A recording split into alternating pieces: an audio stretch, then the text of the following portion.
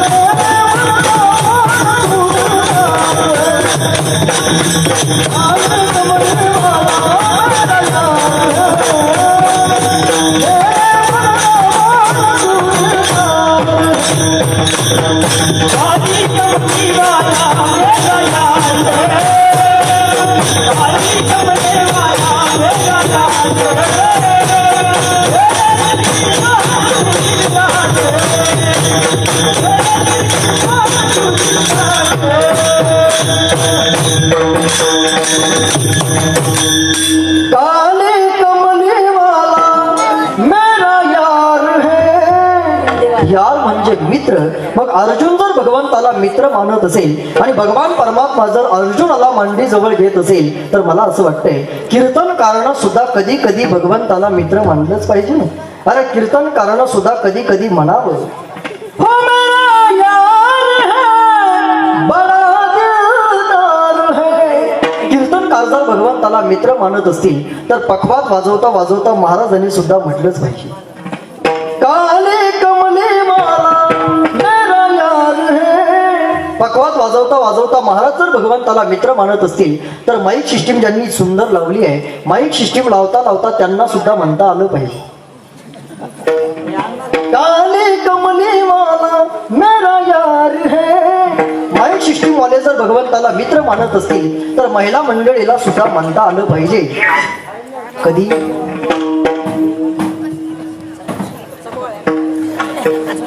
काय करतोय मी,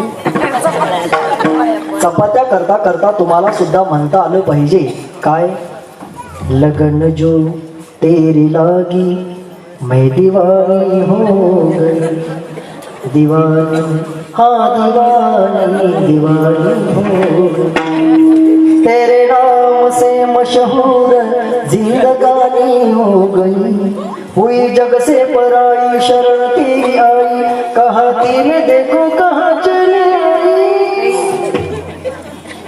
हे जरा बरं वाटलं असेल. अरे मनाव प्रपंच करता करता काले कमले वाला मेरा यार है. चपात्या करता करता जर तुम्ही भगवंताला मित्र मानत असाल, शेतीचं काम करता करता जर तुम्ही विठ्ठल विठ्ठल म्हणत असाल तर आपल्याला वेगळा परमार्थ करायची काय गरज आहे. अरे प्रपंचाचं कार्य करत असताना अरे संत महात्म्यांनी आम्हाला शिकवलंय, कामामध्ये काम, काही म्हणा राम राम. जे काम आपल्या वाटेला आलं असेल ते काम करता करता अखंड विठ्ठलाचं नामचिंतन करा. या कलियुगामध्ये तुम्हाला योगही करावा लागणार नाही, या कलियुगामध्ये तुम्हाला तपश्चर्याही करावी लागणार नाही. महाराज तर एका ठिकाणी म्हणतायत ना, योग याग विद्धी येणे नोहे सिद्धी, वायाची उपाधी दम्म धर्म. अर्थात योगाची या वाटा जे निघाले गा सुबटा, या दुःखाताची वाटा भागा आला. या कलियुगामध्ये भगवंताची प्राप्ती व्हावी वाटत असेल तर महाराज सांगतायत, अरे योग करण्यापेक्षा, तपश्चर्या करण्यापेक्षा आपल्या वाटेला आलेलं जे कर्म असेल, आपल्या वाटेला आलेलं जे काम असेल ते काम करता करता अखंड विठ्ठलाचं कीर्तन करा. या कलियुगामध्ये तुम्ही भगवंतापर्यंत जाल. महाराज सांगतात अभंगाच्या पहिल्या चरणावर, करावे कीर्तन करावे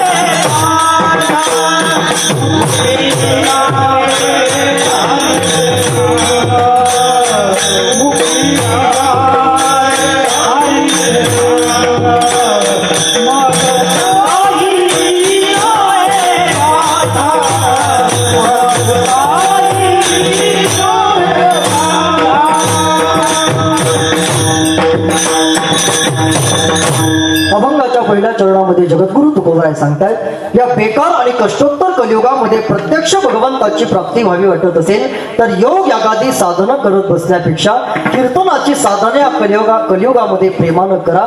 एक दिवस तुम्ही भगवंतापर्यंत जाल. परंतु विचारू आपण महाराजांना प्रश्न, काय हो महाराज, भगवंताची प्राप्ती या कलियुगामध्ये होण्याकरिता आम्ही सर्वसामान्य जीवानं कीर्तनाची साधनाच प्रेमानं का करावी? अरे आम्हाला जर वाटत असेल कलियुगामध्ये एखादा योग करावा, कलियुगामध्ये एखादी तपश्चर्या करावी, कलियुगामध्ये यज्ञादादी कर्म करावे, आम्हाला तुम्ही कलियुगामध्ये योग यागादी साधना करण्याकरता प्रतिबंध का करताय? आम्ही या कलियुगामध्ये योगही साधना करण्यापेक्षा कीर्तनाची साधना प्रेमानं का करावी? याचं उत्तर मी तुम्हाला देईल. बघा, मला असं वाटतंय, या मृत्यू लोकामध्ये कुत्र हे कुत्र म्हणून जन्माला येतं आणि कुत्र म्हणूनच मरतं. बरोबर आहे? आपण या कलियुगामध्ये कीर्तन का ऐकावी याचं उत्तर मला आज तुम्हाला द्यावंसं वाटतंय. मला असं वाटतंय, या मृत्यू लोकामध्ये कुत्र हे कुत्र म्हणून जन्माला येतं आणि कुत्र म्हणूनच मरतं. की तुम्ही असं कुठं पाहिले एखादं कुत्र माणसाच्या मूर्तीने मेलंय? कुत्र कधी माणसाच्या मूर्तीने मरते का? मग कुत्र जर माणसाच्या मूर्तीने मरत नसेल तर माणसानं कुत्र्याच्या मूर्तीने मरावं का?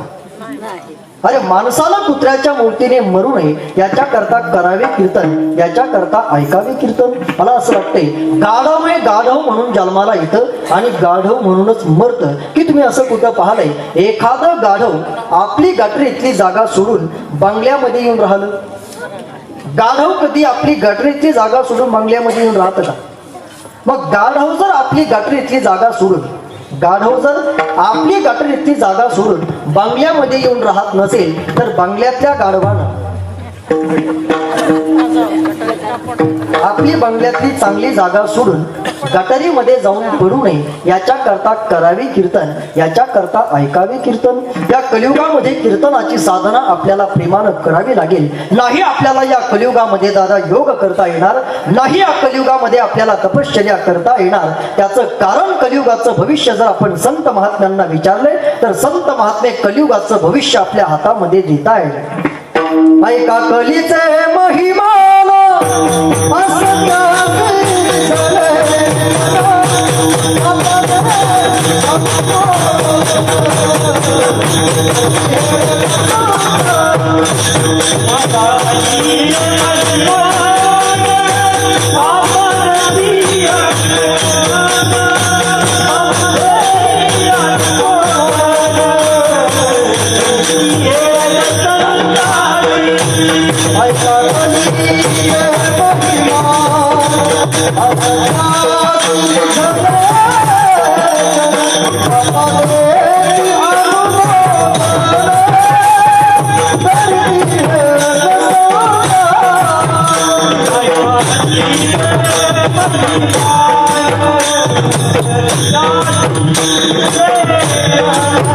बाबा देवी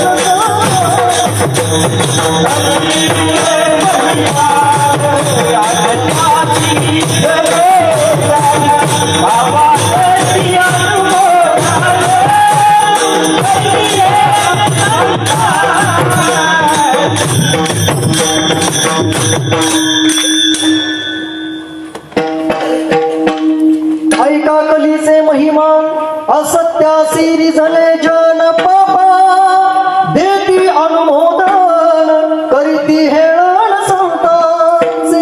हे कलियुगाचं भविष्य आहे. या कलियुगामध्ये फार विचित्र घटना या कलियुगामध्ये रोज घडणार आहेत. म्हणून या कलियुगामध्ये आपल्याला नाही योग करता येणार नाही. या कलियुगामध्ये आपल्याला तपश्चर्या फल देणार नाही. आपल्याला या कलियुगामध्ये यज्ञादादी कर्म सुद्धा फल देणार. या कलियुगामध्ये प्रत्यक्ष भगवंताचं दर्शन व्हावं असं वाटत असेल तर प्रत्येक जीवाला भगवंताच्या दर्शनाकरता कीर्तनच करावं लागेल. आपल्याला योग करून या कलियुगामध्ये नाही फल भेटणार. त्याचं कारण कलियुगाचं भविष्य अत्यंत वाईट आहे. या कलियुगामध्ये इतक्या फार विचित्र घटना घडणार आहे. काय काय घडेल दादा या कलियुगामध्ये. या कलियुगामध्ये शास्त्रकार असं म्हणतायत निर्बीजा पृथ्वी. आपण आपल्या जमिनीमध्ये कितीही औषधं वापरली तरी पाहिजे तितकं उत्पन्न या जमिनीतून या कलियुगामध्ये आपल्याला कधीही प्राप्त होणार नाही. या कलियुगामध्ये नीच लोकांना महत्व प्राप्त होईल. आणखी कलियुगामध्ये काय घडेल भूपालो निजधर्म कर्म रहिता आणि विप्रातो मार्गे रतहा. या सगळ्या घटना या कलियुगामध्ये घडणार आहेत. या कलियुगामध्ये माणसं चांगल्या लोकांना त्रास देणार आहेत. या कलियुगामध्ये माणसं दुर्जनाचा कैवार करणार आहेत. या कलियुगामध्ये दादा माणसं चांगल्या लोकांना त्रास देतात. तुम्ही चांगलं कार्य करायला हाती घ्या. तुमच्यावर संकट आल्याशिवाय राहणार नाही. हे कलियुगाचं भविष्य आहे. माणसं चांगल्या लोकांना त्रास देतात दुर्जनाचा कैवार करतात. कीर्तनाच्या अगोदर बाबांनी मला एका दृष्टांताची आठवण करून दिली म्हणून तो दृष्टांत आलाय ओघाला म्हणून मी सांगेल. बघा या कलियुगामध्ये माणसं चांगल्या लोकांना त्रास देतात दुर्जनाचा कैवार करतात. म्हणून लोकांना पावसाळ्यात पावसाची वाट पाहावी लागते आणि उन्हाळ्यामध्ये पाऊस जावा म्हणून देवाकडे साकडं घालावं लागतं. देवा अरे आता आम्हाला उन्हाळ्यात पाऊस नको रे. पावसाळ्यामध्ये लोकांना पावसाची वाट पाहावी लागते. उन्हाळ्यामध्ये पाऊस जावा म्हणून यज्ञ करावे लागतात. त्याचं कारण चांगल्या लोकांना त्रास दुर्जनाचा कैवार या कलियुगामध्ये माणसं करत असतात. काय झालं बघा एकदा पुण्याचं कीर्तन संपल्यानंतर मी आमच्या शेवगावला एसटीनं प्रवास करून आमच्या घरी येत होतो. त्यावेळेला माझ्याकडे माझी स्वतंत्र गाडी नव्हती. मी एसटीनं प्रवास करत होतो. त्यावेळेला माझ्याकडे एसटी होती. काही विनोद कळालाच नाही कारण विनोद कळायला सुद्धा 4G चालू लागतो. काही काही विनोद लोकांना लवकर कळत नाही. काय झालं बघा दोघं नवरा बायको रस्त्यानं निघाली. नवरा बायको रस्त्यानं जात असताना बायको नवऱ्याला म्हटली अहो मला खूप तहान लागली एखादी बिस्लरी घ्या ना. बायको काय म्हणाली मला खूप तहान लागली एखादी बिस्लरी घ्या ना. थोडस पुढे चाल. पुढे गेल्यानंतर पुढे फार मोठं हॉटेल आहे. त्या हॉटेलमध्ये मी तुला बासुंदी चालतो. हॉटेलमध्ये बासुंदी चालतो म्हटल्यानंतर बायको म्हणाली बापरे बाप बासुंदी म्हटल्या म्हटल्या माझ्या तोंडाला पाणीच आलं. मग नवरा म्हटलं पितेस. आता हाही विनोद बऱ्याच जणांना कळाला नसेल मंडपाच्यावरून गेला असेल. काही काही विनोद लवकर लोकांना कळत नाहीत. एक मित्र रस्त्यानं निघाला. रस्त्यानं जात असताना त्याला समोरून येताना एक मित्र भेटला. समोरून येताना मित्र भेटल्यानंतर हा मित्र त्या मित्राला म्हटला हे बघ माझ्या पिशवीमध्ये काय आहे हे जर तू मला सांगितलं तर पिशवीतले सगळे अंडे मी तुला देईन. तो काय म्हणाला, माझ्या पिशवीमध्ये काय आहे हे जर तू मला सांगितलं तर पिशवीतले सगळे अंडे मी तुला देईल. किती आहे ते जर सांगितलं तर 8च्या 8 देईल. आणि कशाचे ते जर सांगितलं तर कोंबडी. आता हाही विनोद बऱ्याच जणांना कळाला नसेल. आता काय हाणून घेऊ का तुमच्याकडे? विनोद कळत नाही. मी पुण्याचं कीर्तन संपून शेवगावला येत असताना शेवगावला येणारी शेवटची गाडी असल्यामुळे गाडीमध्ये गर्दी खूप होती. म्हणून माझ्या बरोबरचा एक भजन्या ड्रायव्हरच्या शीट कडून चढला आणि त्याने आम्हाला बसण्याकरता 2 जणांचं शीट धरलं. 2 जणांचं शीट धरल्यानंतर आम्ही त्या शीटापर्यंत पोहोचलो. शीटापर्यंत पोहोचल्यानंतर आम्ही मोजून पाहिलं तर आम्ही 2 जण नव्हतो, आम्ही 3 जण होतो. आणि शीट किती जणांचं होतं बरं? त्या 3 जणांपैकी बारीक फक्त मीच होतो. माझ्या सोबत जे 2 जण होते ते 80-90 किलोचे होते. आता तसा माणूस आहे ना इथं कोणी दाखवायला.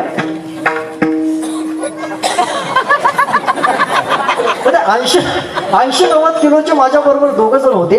मग त्या 2 जणांच्या शीटवर आम्ही 3 जणांनी कशी तरी ऍडजस्टमेंट केली. कारण असं म्हणतात ऍडजस्टमेंट इज बेस्ट पॉलिसी.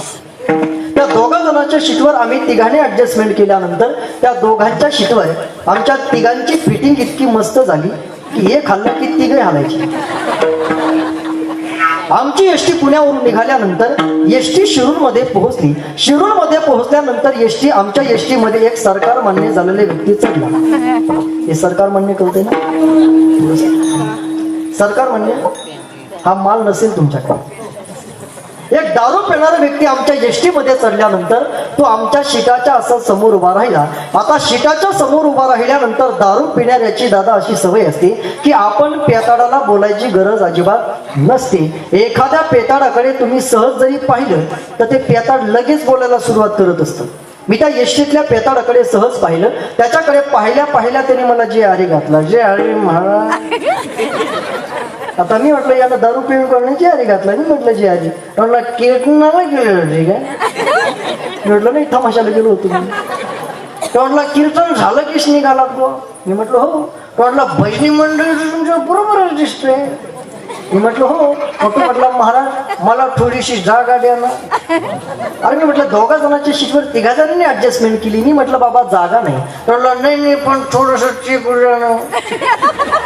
अरे मी म्हटलं बाबा जागा नाही. नाही पण अरे मी म्हटलं बाबा जागा नाही. आता जागा नाही म्हटल्यानंतर त्याला राग आला. तर ते पेलेलंच होतं. राग आल्यानंतर मला म्हणू लागला कंबर बांधून कीर्तन करता गोष्ट लोकांना सांगता का जगाला सांगायची होती. मला थोडीशी जागा देत नाही कशाचे महाराज तुम्ही. असं म्हटल्यानंतर महाराज मला राग आला. उठून त्याची गच्ची धरली. त्याची माझ्या ताकद नव्हती पण 2 जणांचं प्रोटेक्शन होतं मला पाठीला. मी त्याची गच्ची धरल्यानंतर ते खाली बसलं. खाली बसल्यानंतर मलाही जरा बरं वाटलं. आणि बरं वाटल्यानंतर मी माझ्या एसटीतल्या लोकांकडे जरा कुतूहल नजरेने पाहिलं. एसटीतल्या लोकांकडे पाहिल्यानंतर ते एसटीतले लोक त्या पेताडावर तर काहीच नाही म्हटले. पण मलाच म्हटले महाराज ते एक प्यायले नाही, त्याला एक अक्कल नाही, तुम्हाला नाही का? पापा देती अनुमोदन करीती हेळण संतांचे. हे कलियुगाचं भविष्य आहे. या कलियुगामध्ये माणसं चांगल्या लोकांनाच त्रास देतील. या कलियुगामध्ये माणसं दुर्जनाचाच कैवार करतील. दादा हे कलियुगाचं भविष्य आहे. आई रे बेमान दुनिया आई रे, आई रे बेमान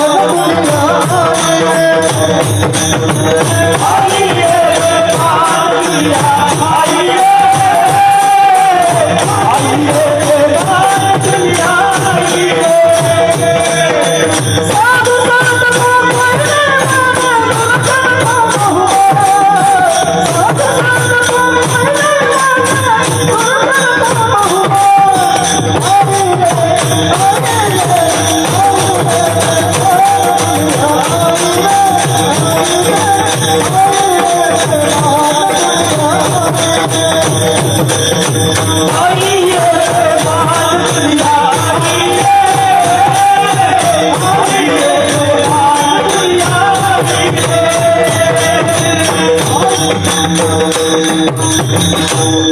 साधु संत को कोई नहीं माने, दुर्जन को बहुमान.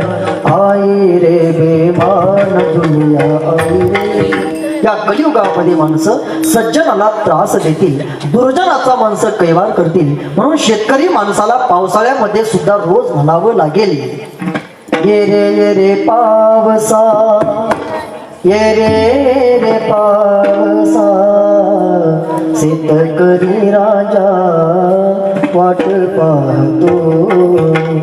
विनवोनी सावकार त्यानं पेरल शिवार, विनवोनी सावकार त्यानं पेरल शिवार. कोटे गुंतलासी मेघा लय सुटल रे वार, लय सुटल रे वार. कार्य गरीबाचा अंत पाहतो. ये रे पावसा, ये रे पावसा, शेतकरी राजा वाट पाहतो. शेतकरी माणसाला या कलियुगामध्ये पावसाळ्यात पावसाची वाट पाहावी लागेल. त्याचं कारण चांगल्या लोकांना त्रास, दुर्जनाचा कैवार. जोपर्यंत दादा या कलियुगामध्ये चांगल्या लोकांचा त्रास थांबणार नाही, जोपर्यंत माणसं सज्जनाला साथ देणार नाही, तोपर्यंत शेतकरी माणसाला पावसाळ्यात पावसाची वाटच पाहावी लागेल. आणि उन्हाळ्यामध्ये पाऊस जावा म्हणून आपल्याला यत्नच करावे लागतील. हे कलियुगाचं दादा भविष्य आहे. आणखी दादा या कलियुगामध्ये काय काय घटना घडतील ऐकावं लागतील तुम्हाला.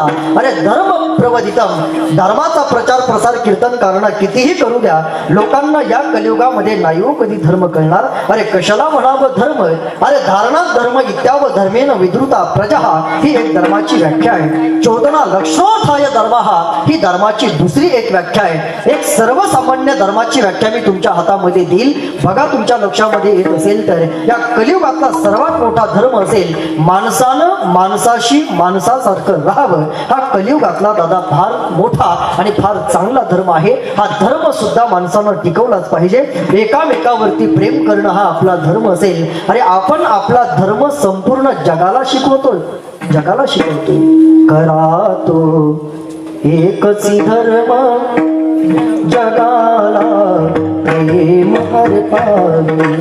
एकामेकावरती प्रेम करणं दादा हा आपल्या जीवनातील फार मोठा धर्म आहे हो. दादा आपण त्या देशामध्ये राहतो ज्या देशातली माणसं झाडूला लाथ लागली तरी पायाच पडतात. आपण त्या देशामध्ये राहतो ज्या देशामध्ये भरलेल्या भांड्याला लाथ लागली तरी आपण पायाच पडतो. दादा आपण त्या देशामध्ये राहतो ज्या देशातली माणसं लहान मुलाला लाथ लागली तरी पायाच पडतात. आपण त्या देशामध्ये राहतो अरे ज्या देशातली माणसं 20-22 वर्षाची मुलं या मातीसाठी शहीद होत आहेत. अरे त्या देशामध्ये आपण राहतो ज्या देशातली 16 वर्षाची मुलं या धर्माकरता आणि देशाकरता शहीद होत आहेत. अरे आपण दादा त्या देशामध्ये राहतो ज्या देशातली माणसं भारतामध्ये असताना भारत माता की जय म्हणतील याच्यात नवल नाही. दादा आपण त्या देशामध्ये राहतो अरे ज्या देशातली माणसं पाकिस्तानमध्ये जरी उतरले तरी भारत माता की जय आणि वंदे मातरमच म्हणतायत. मग मला असं म्हणू द्या आपल्या भारत देशातला एखादा जवान, आपल्या भारत देशातला एखादा जवान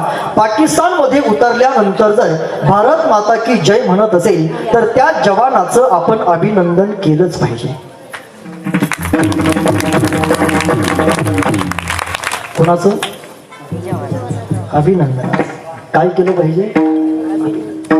घायल हुआ हिमालय कतरे में पड़ी आजादी, जब तक थी सांस लड़े वो अपनी लाश बिछा दी. क्या लोग थे वो दीवानी, क्या लोग थे वो अभिमानी, जो शहीद हुए हैं उनकी जरा याद करो कुर्बानी. 20-22 वर्षाची मुलं दादा या मातीसाठी शहीद होत आहेत. या धर्मावर आणि देशावर प्रेम करणारी ती मुलं आहेत. मग ही आपल्या देशातली 20-22 वर्षाची मुलं जर या मातीसाठी जगत असतील आणि मातीसाठीच मरत असतील तर आपण सुद्धा आपल्याला संधी मिळेल त्या वेळेला धर्माकरता आणि देशाकरता जगलंच पाहिजे. मला तर असं म्हणू द्या आपल्या भारत देशातली 42-43 जवान 5-6 महिन्यापूर्वी या मातीकरता शहीद झाले ना. पुलवामा आतंकवादी हल्ल्यामध्ये आपल्या भारत देशातले 42-43 जवान दादा शहीद झाले. दादा, आपल्या भारत देशातले 42-43 जवान ज्या वेळेला या मातीसाठी गेले, त्याच्यानंतर बऱ्याच दिवसांनी आपल्या भारत देशातल्या जवानांनी पाकिस्तानमध्ये जाऊन पाकिस्तानमधले आतंकवादी मारले. ज्या दिवशी आपल्या भारत देशातल्या जवानांनी पाकिस्तानमध्ये जाऊन पाकिस्तानमधले आतंकवादी मारले, त्या दिवशी माझं कीर्तन तेलंगणा राज्यामध्ये आदिलाबादला होतं. कीर्तन संपल्यानंतर एक माणूस माझ्याकडे आला आणि त्याने मला असं स्टेटमेंट दिलं, महाराज, आतंकवादियों को सजा देना भगवान का काम है, हमें उन्हें नहीं मारना चाहिए था.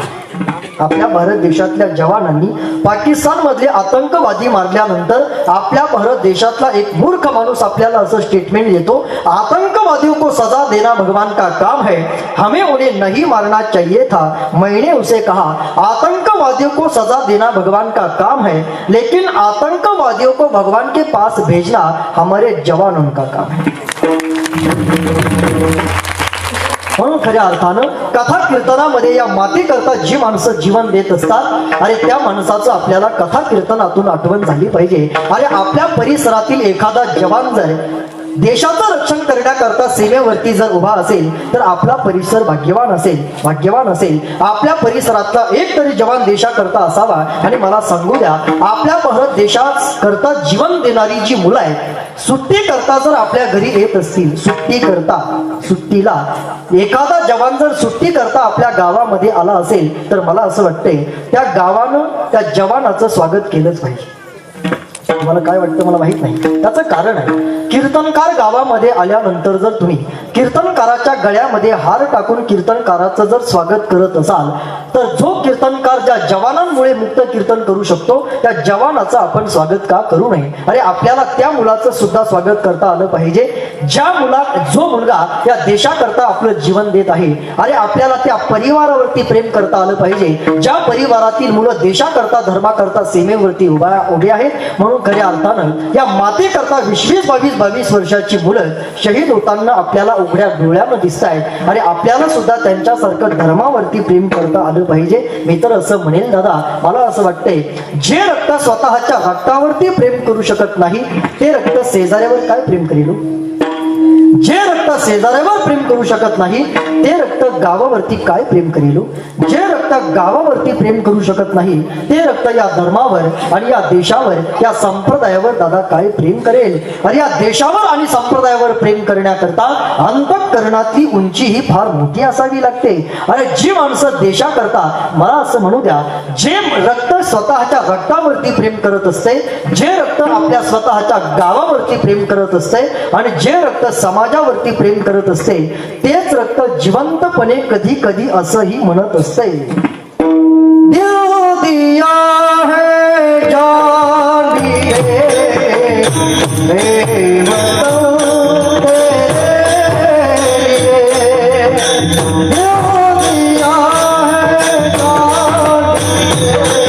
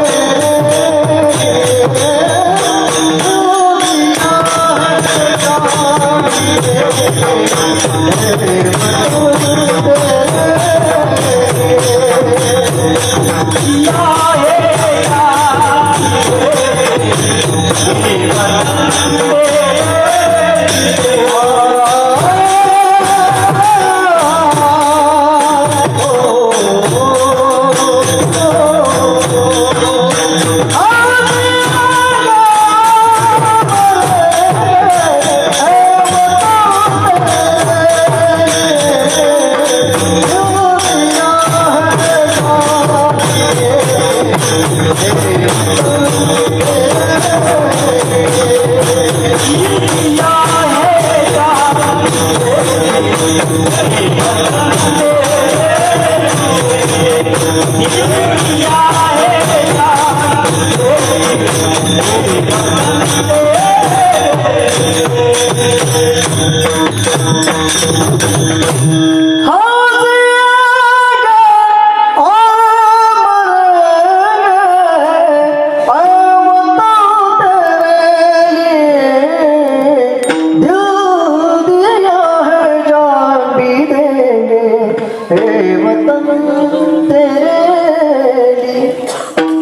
असं काय सगळेच म्हणत असतात का?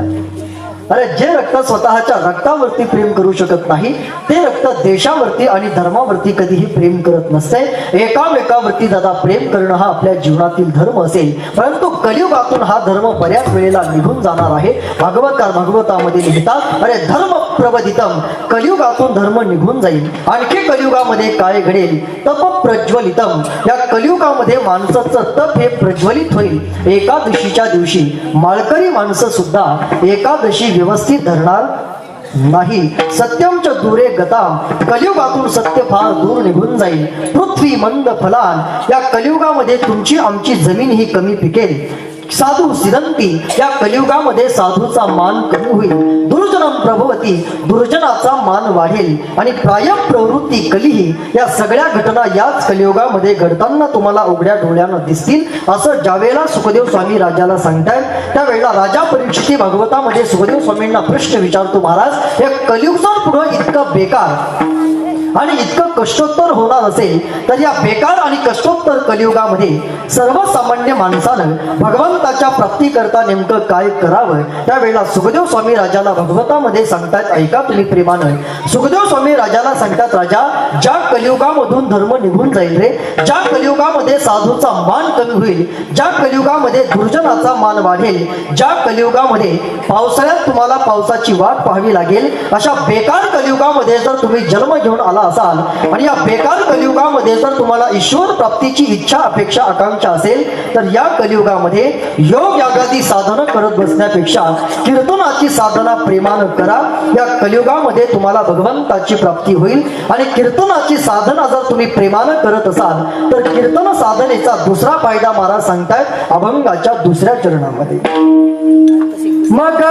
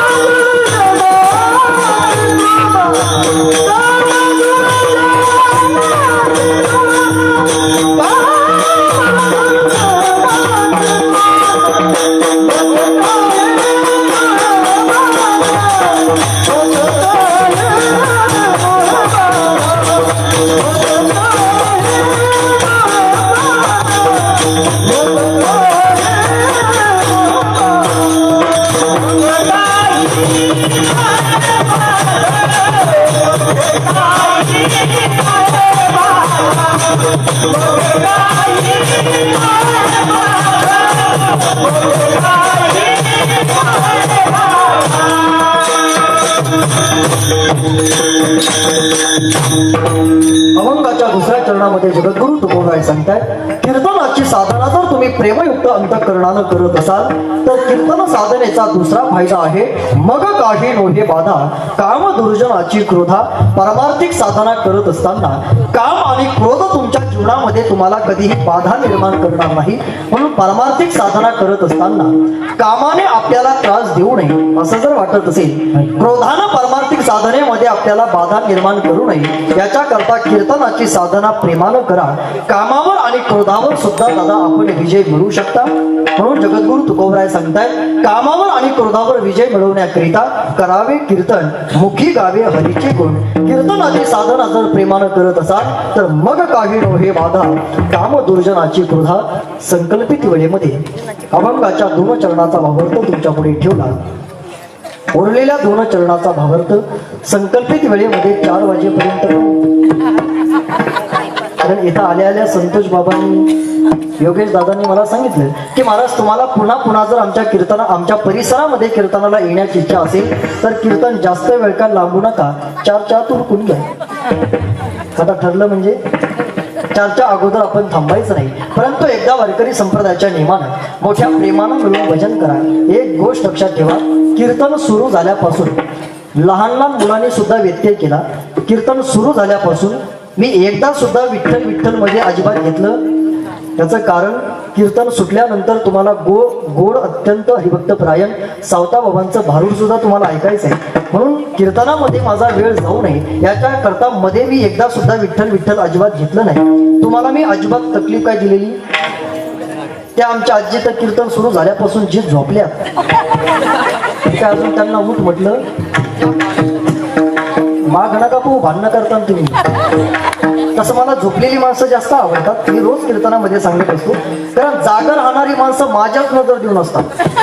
झोपतो का कसा काय बघून राहतो. आणि झोपलेली माणसं माझ्या एवढ्या विश्वासातली आहे, झोपलेली माणसं म्हणत असतात महाराज तुम्ही कीर्तनामध्ये बेदुने 12 जरी सांगितले, बेदुने 12 तरी आम्ही तुमचं खरं आहे.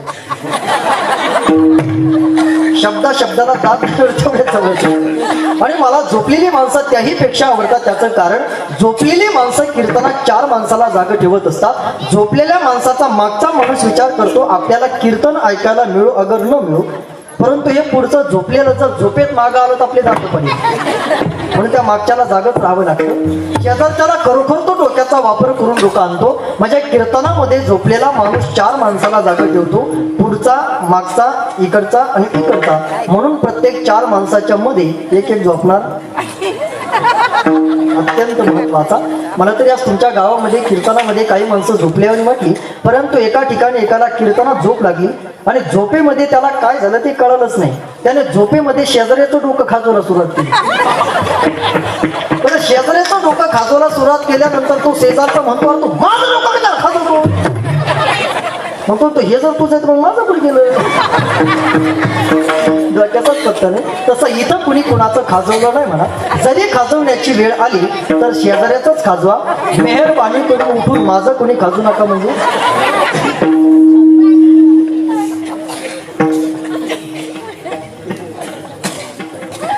लहान मुलांनी कीर्तनात लईच व्यक्ती गेलो. आणि आता मी लहान मुलाला म्हाताऱ्या माणसाला कीर्तनात तकलीफ देत नाही. त्याचं कारण आहे, एका कीर्तनामध्ये एक म्हातारा माणूस उभा राहिला. मी म्हटलं बाबा बसा खाली. ते म्हातारं बसलं खाली. 10-5 मिनिटांनी ते म्हातारं पुन्हा उभं राहिलं. मी म्हटलं बाबा बसा खाली. ते म्हातारं बसलं खाली, परंतु कीर्तन सुटल्यानंतर त्याचे गुडघे सरळ व्हायला. लोक म्हटले महाराज हा काय कुटाणा करून ठेवलं तुम्ही. तेव्हापासून म्हातारा माणूस जर कीर्तनातून उठून चालत तर त्याला मी तकलीफ देत नाही. आणि लहान मुलालाही कीर्तनात तकलीफ देत नाही. मी रोज कीर्तनात सांगत असतो लहान मुलालाही तकलीफ देत नाही. त्याचं कारण आहे, एका कीर्तनामध्ये एक लहान पोरगं उभं राहिलं आणि ते म्हटलं महाराज, मी म्हटलं बस खाली. ते बसलं खाली. 10-5 मिनिटांनी ते पोरगं पुन्हा उभं राहिलं. महाराज,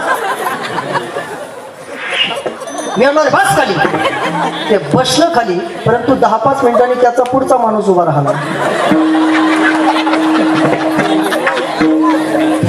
काही नकळायला काही नकळून उद्या सकाळी आता 10-5 मिनिटं मंडळी त्याचा पुढचा माणूस उभा राहिल्यानंतर मी त्याला म्हटलं का हो, मी त्या लहान मुलाला खाली बसवलं, तुम्ही कशासाठी उभे राहिलात? तो म्हटला महाराज तुम्ही त्याला खाली बसवलं त्याचा परिणाम झाला. तुम्ही जर त्याला जाऊ दिलं असतं तर त्याने माझं धोतर उभं केलं. तेव्हापासून जर लहान मुलं कीर्तनातून उठून चालले तरी त्यांना काही तकलीफ देत नाही. जाऊ द्या. वारकरी संप्रदायाच्या नियमानं एकदा मोठ्या प्रेमानं भगवंताचं भजन करा. मला जर तुमचं भजन पटलं तर कीर्तन सुटलं, नाहीतर खरोखर तांबडं विडोबार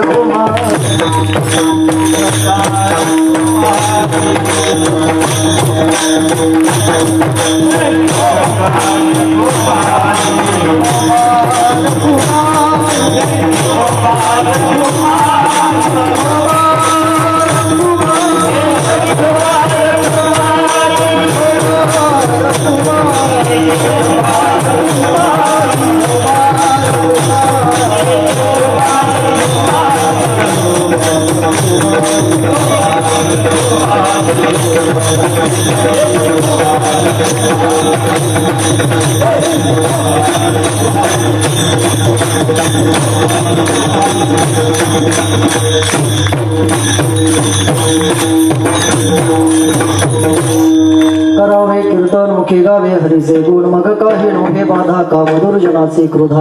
अभंगाच्या पहिल्या आणि दुसऱ्या चरणामध्ये जगद्गुरु श्री संत तुकोबराय कीर्तन साधनेचा पर्याय आपल्या जीवनामध्ये देत आहेत.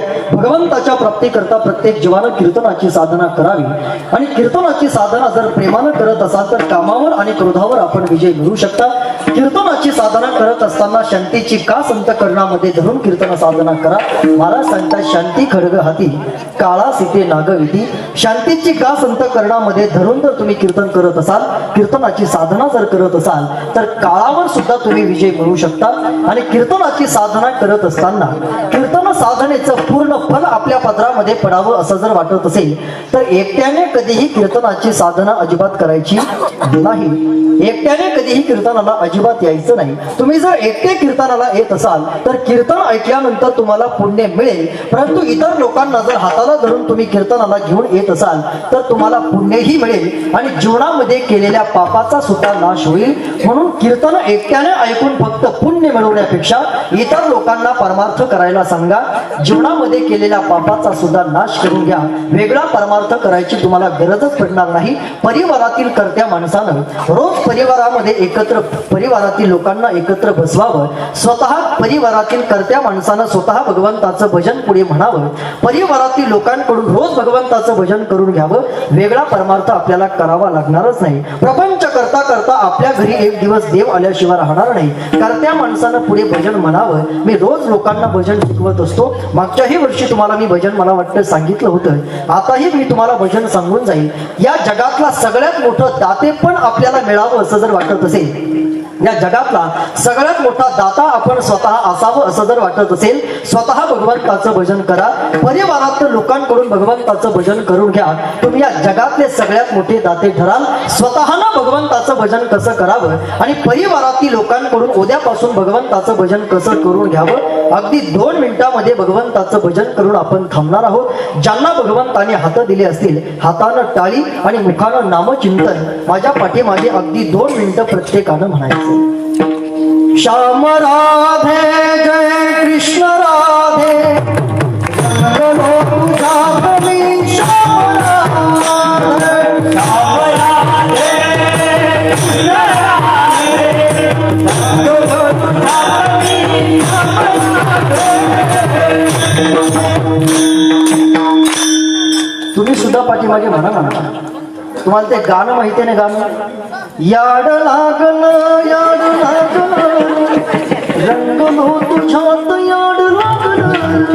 फक्त याड लागलं म्हणण्याऐवजी श्याम राधे म्हणा, म्हणजे भगवंताचं भजन होईल.